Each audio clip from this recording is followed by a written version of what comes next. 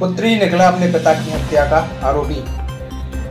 थाना छबीला अंतर्गत ग्राम पापेट में 27-28 अप्रैल को हुई हत्या में खून से लथपथ संदिग्ध अवस्था में 45 वर्षीय राजू पिता तुलसी रजक की घर के अंदर ही लाश बरामद हुई थी। जहां पुलिस को सूचना मिलने पर तत्काल थाना प्रभारी गौरव तिवारी अपने पुलिस स्टाफ के साथ मौके पर पहुंचे। साथ ही मृतक के शरीर पर घाव के निशान एवं एक रस्सी के मौके पर पड़ी मिली थी। पुलिस ने हत्या का आरोपी पकड़ा है। पूरा मामला क्या है सर?